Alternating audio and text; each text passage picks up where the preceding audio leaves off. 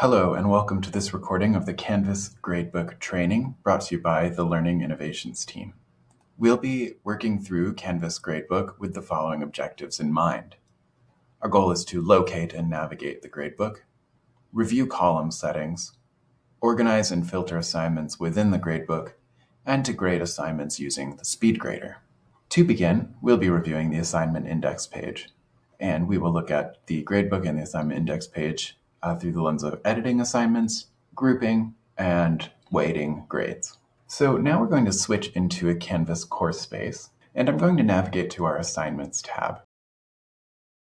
Once I've navigated to the assignment index page, we're going to see a list of anything in our course space that feeds the gradebook. Anything that's worth points will populate in what's called the assignment index page. This includes our discussions, quizzes, and assignments. There is a search field in the upper left-hand corner of the page, and searching can be a helpful tool for courses with numerous assignments. If you add your assignments to the modules page, then the assignments tab can be hidden. In other words, once you've built your assignments out, if you attach them to individual modules in the course, you can then actually hide the assignments tab entirely so that students simply find the assignments that they need by locating them within the specific unit or weekly module in which they need to access those assignments. Otherwise, you can leave the assignments index page open and available to students. However, rather than putting these assignments in any sort of context for the students, these assignments will simply be listed here in bulk for them. Next, I'd like to bring us to a tool for editing your assignment due dates. And this will be really handy if you copy a course from one semester to another, or if you are in the middle of getting a course ready for a semester or term, and you just want to review all of the assignment due dates in bulk. We can actually edit our assignment dates by, on the assignment index page, scrolling to, you'll see a set of options here, the add group, add assignment, and finally, all the way to the right, 3 vertical ellipses, which are assignment settings. And if we select the assignment settings, we are then able to edit our assignment dates. When I select Edit Assignment Dates, we see all of the assignments in our course, and we see them filtered by their due dates and their availability dates. So we can edit all of these in bulk here on this page. And this is a really good way to get a zoomed out view of your course to make sure that all of the due dates and availability dates are aligned with what you had in mind for your course. You will simply select Save in the upper right-hand corner next to the Cancel and Batch Edit options. Batch Edit is an option you have if you select some of these assignments. The Batch Edit option in the upper right-hand corner becomes available, and this will say we want to edit these 3 assignments at once. When you select the Batch Edit, you have the option to shift due dates and assignment availability dates forward by any number of days. So we can say we want all of these assignments that we've selected to be due 3 days later than prior, or we can simply remove the due dates and assignment availability dates that we have input for that assignment.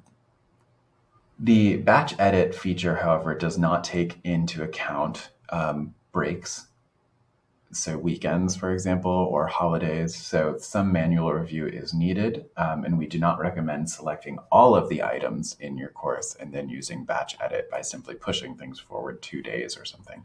So next, I want to move back into our assignment index page by selecting assignments from our left-hand navigation menu. And now that I'm on the index page, I can see that our assignments are broken into what are called assignment groups. And I'm going to collapse all the individual assignments just so that you can see here all of these different headers, so assignments, quizzes, discussions, voice cert, and participation. These are assignment groups that the instructor has created in the course space.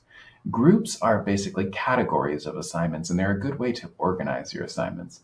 It's helpful to create your groups in advance, even if all assignments are not ready to be populated into the course. In other words, if you know that your syllabus breakdown says that 10% of students' grades come from discussions, You may want to create a group called Discussions in advance because you know that you'll have a similar set of assignments that are called discussions that you want to put into one category to feed the student's gradebook. You are also able to weight final grades in your course. So some of you may be using a cumulative scoring system. In other words, all of the points that are added to individual assignments add up to a certain number, and the student's final grade is their total points divided by the total possible points, and that's how they arrive at their score in the course. Others, however, may be using a weighted grading system, which is what's set up in this course space. In other words, if your syllabus breaks down, 20% goes to discussions, and 20% of the final grade comes from quizzes, then what you'll want to do is very carefully build those different types of assignments into the course and make sure that they're attached to the appropriate group. So all of our quizzes are associated with the quiz group in our course, and all of the quizzes that appear underneath our quizzes group will count for 20% of the student's final grade. To edit these groups and build weighted grading into your system, again, you'll find the 3 vertical ellipses all the way to the right of the Add Group and Add Assignment buttons. Select that vertical ellipses and navigate down to Assignment Groups Weight. This will bring up, if you do not have weights in your course already, it will build up a page like this where there's an empty checkbox and an option to weight final grades based on assignment groups. You'll want to select that box, and then it will generate a list of the groups in your course space. You will then be able to add in the percentage that you would like each category to count towards in your course. Okay, now let's talk about options that are available to you in individual group settings.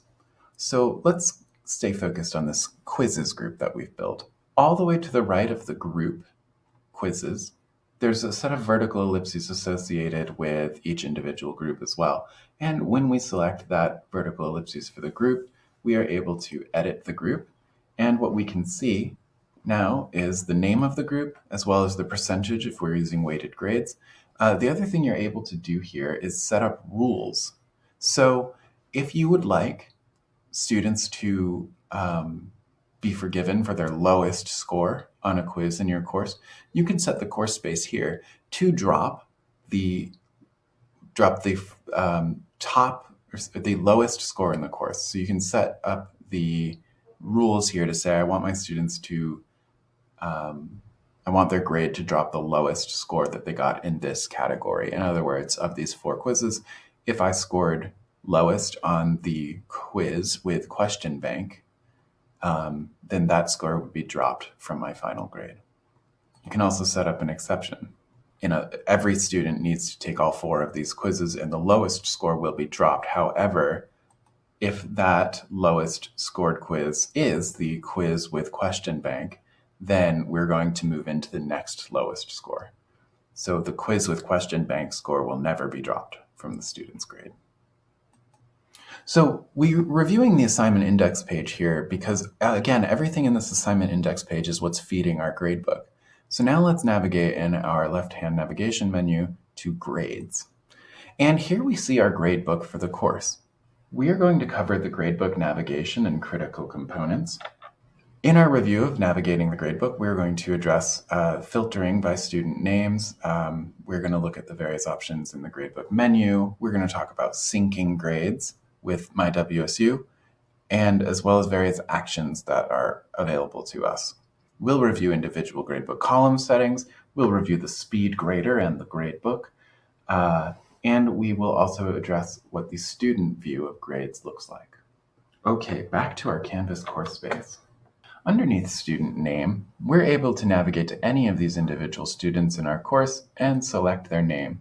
This will give us, in the right-hand side, a pop-out window that tells us how this student is doing in our course. We will see their grade and we will see their missing assignments and a variety of options to look more closely at their grades as well as their statistics in the course. In the upper left hand of the page, underneath the course name and the gradebook, we see a variety of drop-down menus from left to right. They are Gradebook, View, and Actions. We want to review some of these options here. So the Gradebook drop-down, we are able to view our gradebook in an individual gradebook view and a gradebook history view. So individual view is a screen reader friendly view of the course that will allow you to assess one student and one assignment at a time. So I can filter here by sections of the course. I can filter here by sorting my assignments alphabetically or by due date, variety of options. And what we really want to point out here is the content selection. So select a student and I can choose a specific student in the course.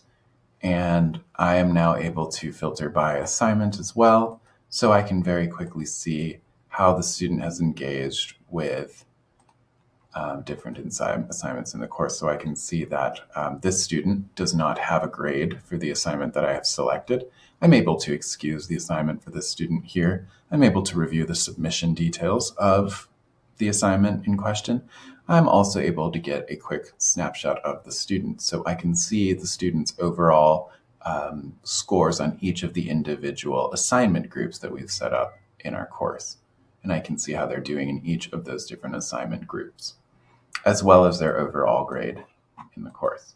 If we want to go back to our historical view of the gradebook, in the upper right-hand corner of our page, once we're on individual view, there's a drop-down menu to move from gradebook individual view down to the general gradebook, which is the page that we landed on by default. I'm also able to filter into what's called the gradebook history. And the gradebook history is going to give us a history of all the gradebook changes in our course space. We are able to filter grading history here by student. We are also able to filter by grader. So this is helpful if you have TAs involved in the course or if you're using moderated grading. We can filter by artifact. Now the artifact is referring to specific assignment titles. We are also able to filter by date. I'm going to navigate back to our general gradebook view. And so we have just covered the options in the gradebook drag down. I want to move to the second option in that upper left-hand corner. We move from gradebook to view.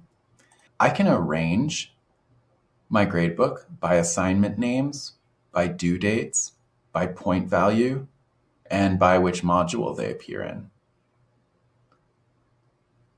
I also have a variety of filters. I can filter my gradebook by assignment groups, by modules, and by student groups. I also have an option for statuses. Now, these statuses are default to Canvas, and so we cannot change the names of these statuses. So late, missing, resubmitted, dropped, or excused assignments, which will sort of color code the gradebook for us. However, you are able to use your own system of color coding. So you can apply your own color coding to these statuses. But the status names themselves are default to Canvas. Next, we have columns. And if any of these columns are selected, they will be visible on the gradebook. So notes.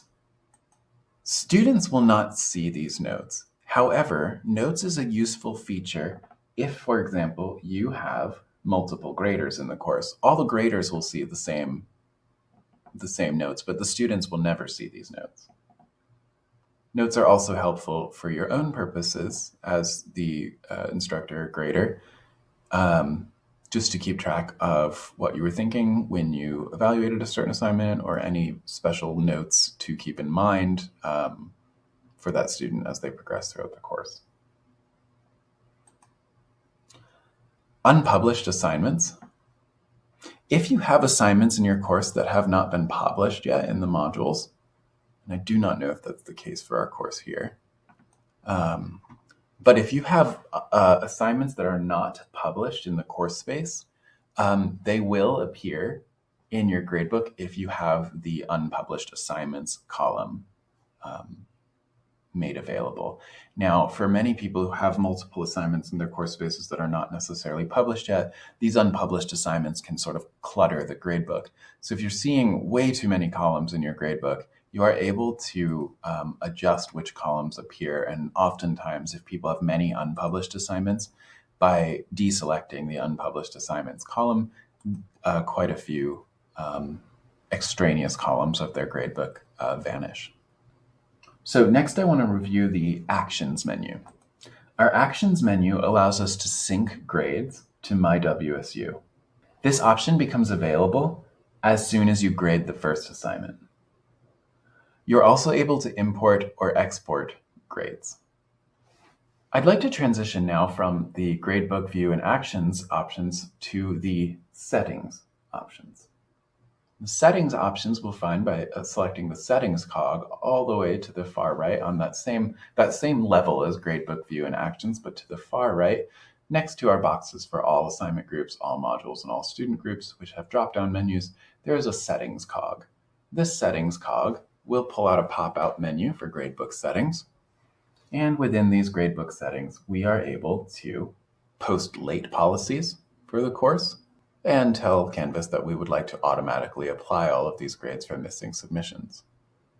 So this is how, if a student misses a deadline, you can automatically give a 0.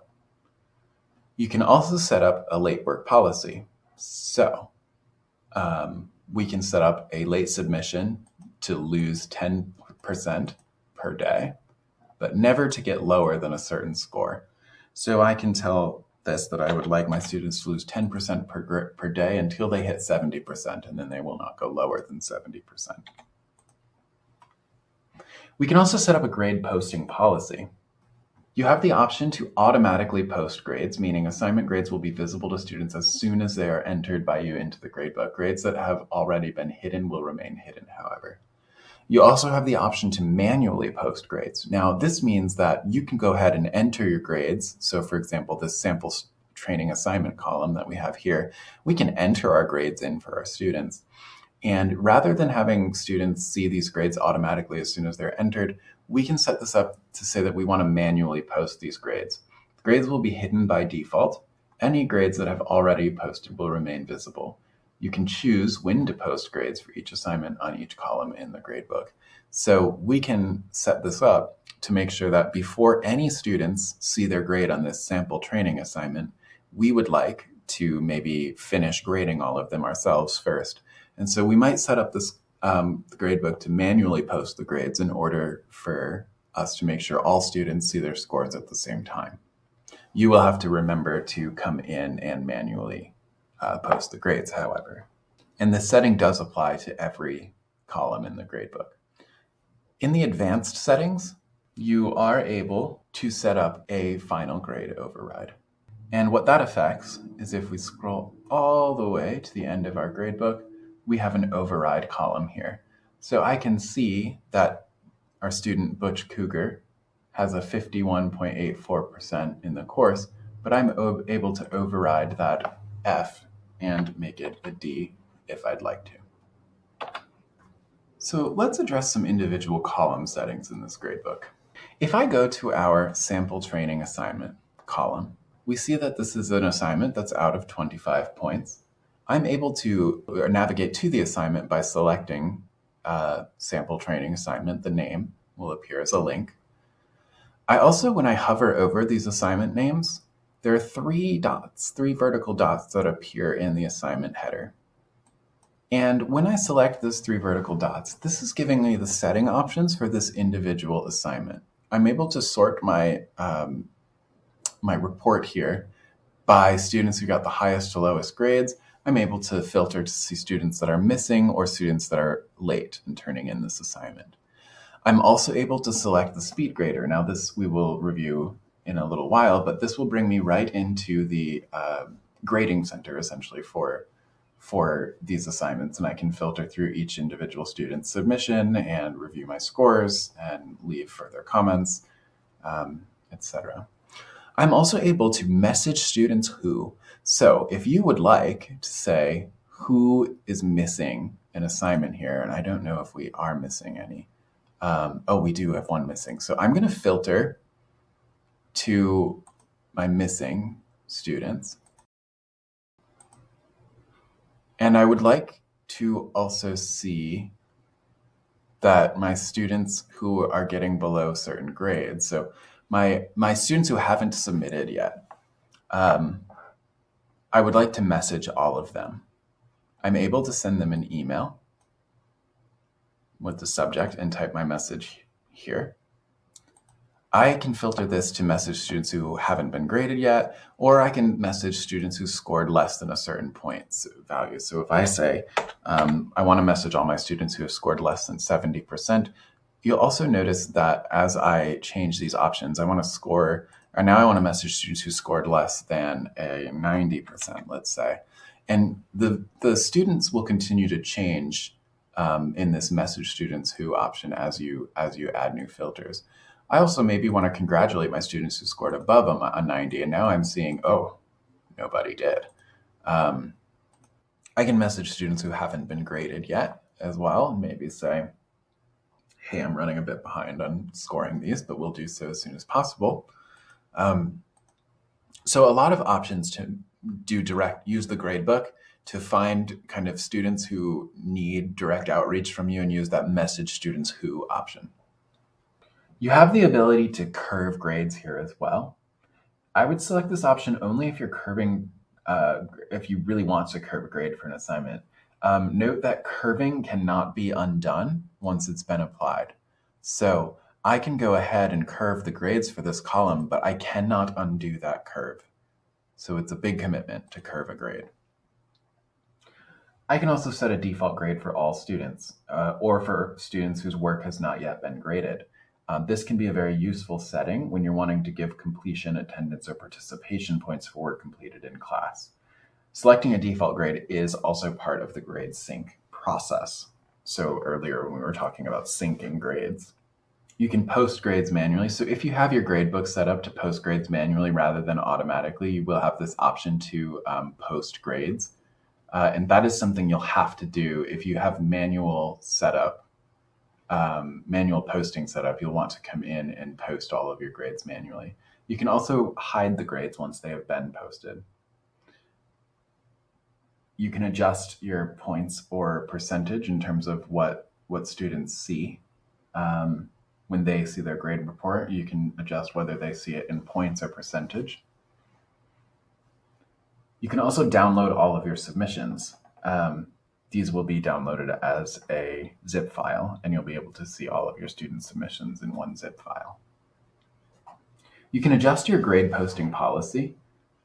And so you can say that I want to post the grades in this column automatically or manually.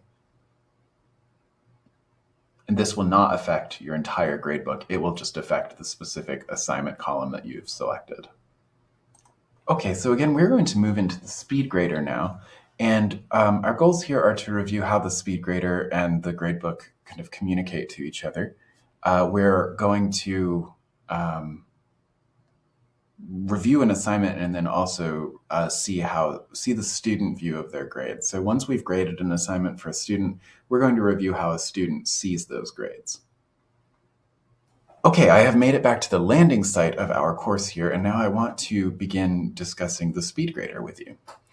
The Speedgrader is the location where you evaluate student assignments. There are a variety of ways to access the Speedgrader. On the landing site for the course on the right-hand side, a to-do list generates, and the to-do list will take you right to most recent submissions from students and tell you which items need to be graded. Another way is to move to the assignment itself. So I can go to a specific assignment and say, today I want to edit all, or I want to evaluate all of the assignments that have been submitted for the sample training assignment. So when I open up the specific assignment that I'd like to work in, I'm able to, in the right-hand menu here, all the way to the right of my screen, I can navigate to Speedgrader in my list of options, and this will open up our Speedgrader. Lastly, I can move to the gradebook here, and navigate down to Gradebook, and I can find the sample training assignment gradebook column. And when I hover over and find those three dots we were looking at before, I can once again open the Speedgrader. This will open up the very same page that opened a second ago. So a variety of ways to get to the Speedgrader.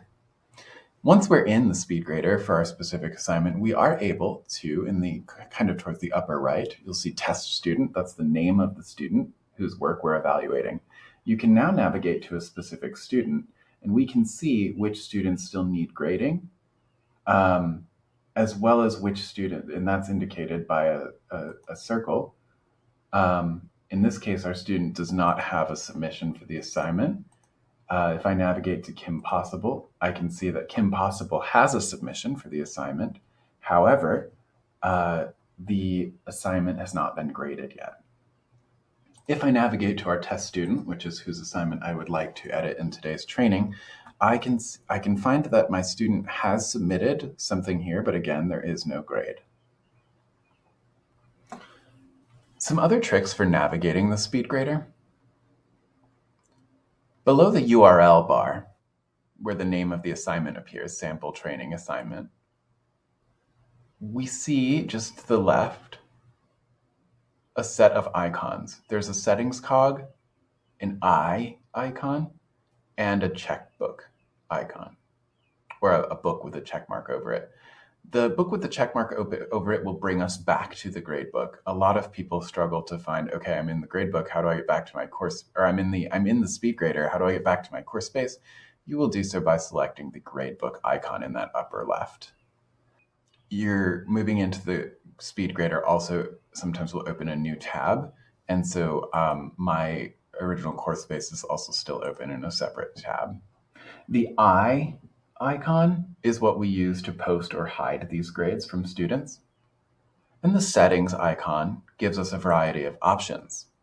We can sort the students whose work we review by their name, by the date they submitted the assignment, or by their submission status. So I can grade all of my students who have already turned it in before I go in and apply scores for the students who have not. A brief overview of the tools available to us in the gradebook. Below that banner where the settings icon and the eye and the gradebook icon appear, there's a banner, and as I move through the right of the options in that banner, I come to a variety of annotation tools. I can leave point comments on this paper. I can even select different colors if I want to color code. So if I want to say that the green points mean one type of comment and the purple ones mean another, maybe my purple ones address kind of the argument of the paper while my green ones address the general organization or something like that. I can color code my point annotations. I can also use a highlighter, and the highlighter can also be color-coded. Every time I leave an annotation, I have the option to delete that annotation. I also have the option to leave a comment on that annotation. And I can say I highlighted this because it is a strong point. I'm able to leave free text annotations. Now this can get a little tricky. You want to make sure that any text that you leave really stands out from the submission itself. Notice as I click or as I navigate off of the individual text box, if my font doesn't appear different enough or distinct enough, either color-wise, size-wise, formatting-wise, it may be a little difficult to see that there's a text annotation attached. So really do what you can with sizing and coloring to make your text box stand out. I'm also able to use a strike-through annotation. Maybe I don't think that the student needs this word here, and so I can simply cross it out. I can also color code my strike-through comments. Next, I can sort of free draw, and I can vary the thickness of my line, but I can indicate to students this way. And here's an example of the lines can filter through various thicknesses, which can be useful in making your comments stand out.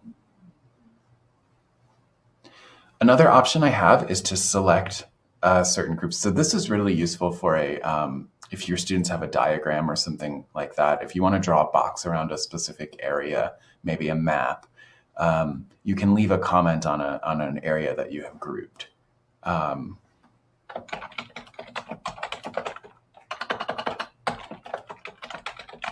Right. And again, you can color code this box as well. Once you're satisfied with the annotations that you've left on your student's paper, you also have the ability to insert a grade directly. Now I'm scrolling over to the pop-out here. Beside the actual submission, there's a pop-out window that tells me when the student submitted this, how many words are on it. I see a link to the original file. I'm able to input a grade directly. So I can manually insert a grade here. Alternatively, if there's a rubric attached, and so I don't know if you noticed that, but when I input my grade, automatically it turned to an A. And this may be because I have the settings set up to report as a letter grade rather than a number. But once I remove that A, the grade resets to being blank out of 25. If I have a rubric attached to this assignment, which in this case I do, selecting the View Rubric option will bring up my rubric. And I can quite easily move through the different points on my rubric here, and I can select which category I believe my student should get points for. Notice on each of these individual categories, I can leave a comment. So I can give my student full credit on their explanation of issues, and I can leave a comment that explains why I felt that they were particularly strong in that area. I can also manually adjust these.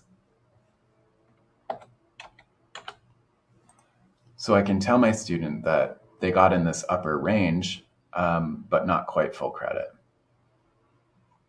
So the rubric feature allows you to very easily sort of tally up the student's points according to the items on the rubric that you told them that they would be graded on.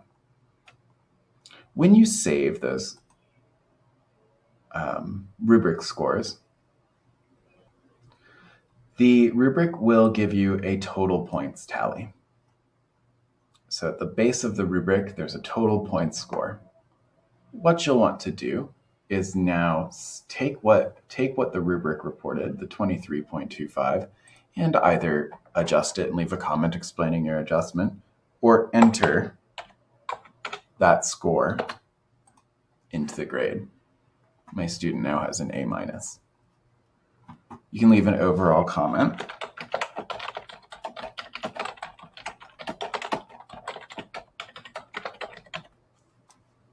Your comments can also appear, you can attach files, you can leave a media comment where you speak or record a video of yourself.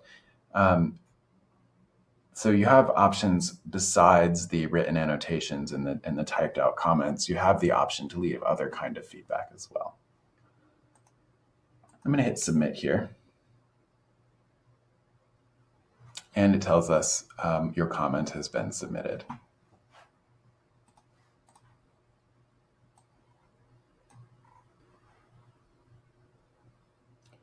I'm going to navigate back to our general gradebook here.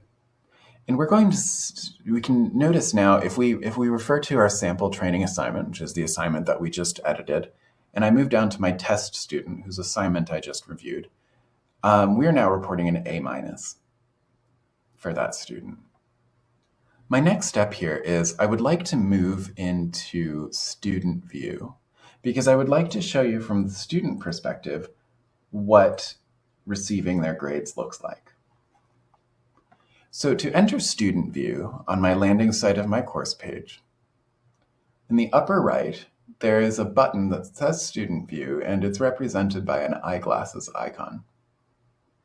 If I select student view, I enter into student view of the course, and now immediately, if I'm looking at my left-hand navigation menu, I see a 1 in a circle next to grades. This is telling me as a student that, oh, my instructor graded something. If I select grades, this will bring me to my grading page, and I will see the items that have been graded that I have not reviewed yet. Here's my sample training assignment. So my instructor just left me feedback on my sample training assignment. I'm able to immediately see my overall score, 23.25 with an A- out of a possible 25. I'm able to see that my instructor left me a comment represented by these comment icons. And the comment that my instructor left me was great work. See comments for more feedback. I'm able as well to open up my rubric, and I can see how my instructor assessed me on my rubric based on these different categories of the rubric.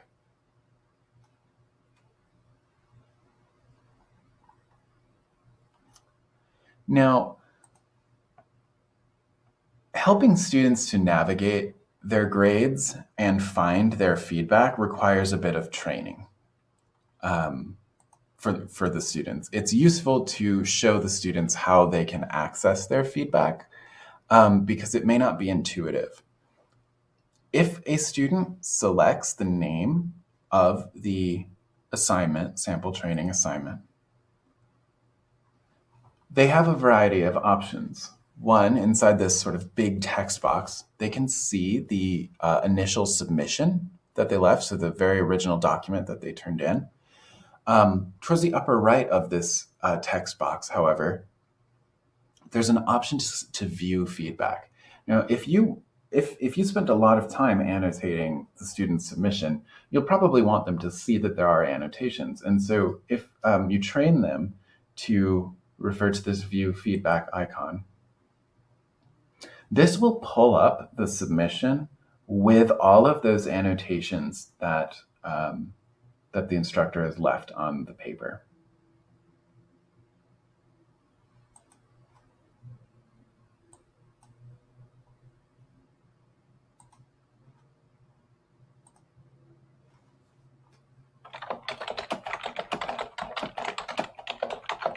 Now, what I'm demonstrating here is I'm in this as my student, and I'm seeing that my instructor left me feedback. What's interesting about Canvas is students can actually have some sort of a dialogue with their instructor.